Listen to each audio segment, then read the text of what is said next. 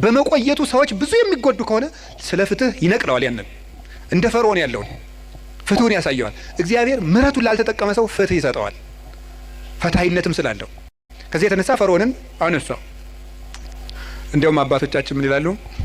ፈርዖንን በባህር ውስጥ የጣለ በሉ እስቲ ምሕረቱ ለዘላለም ነውና በሉ እስቲ።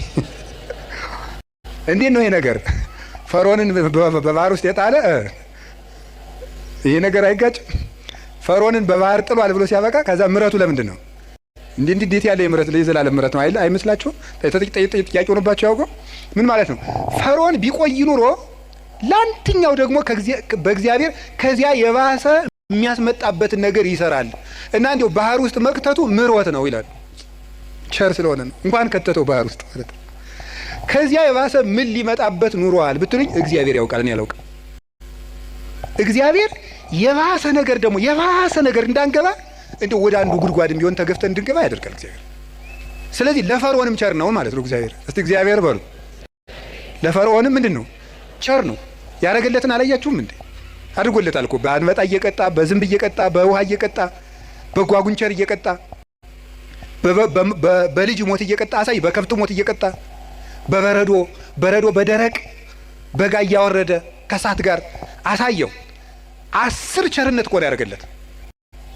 10 ቸርነት አድርጎ እግዚአብሔር አንድ መቅሰፍት ነው ያመጣ። እሱም ቸርነት ነው ሊቃውንቱ ያሉት።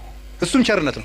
ፈርዖን መቆየቱ የባሰ ከእግዚአብሔር ጋር እየታገለ እንዳይማር ይሆናል ይሉ የለ አባቶቻችን። እግዚአብሔር አዳምን እንደው ገነት ውስጥ እንደው ቢተወው ኑሮ ይላሉ አባቶቻችን ብለን ብንጠይቅ ሲመልሱ እግዚአብሔር እንደው አዳምን ይወደዋል እንደው ቢተወው ኑሮ ገነት ውስጥ እንደው ባያስወጣው። መልሱ ምን የሚሉት አበው ሲናገሩ ይሄን አዳም ገነት ውስጥ ቢቆይ ኑሮ አይ እግዚአብሔር እኮ እኔን ከገነት እኮ ያላስወጣኝ ከኔ የበለጠ ፍጥረት ስለማያገኝ ስለሚወደኝ ነው። አያገኝማ ከኔ የተሻለ እንዴት ያስወጣኛል ብሎ የባሰ እግዚአብሔር እንዳይምረው ይሆን ነበር ነው እንዳይምረው ይሆን ነበር።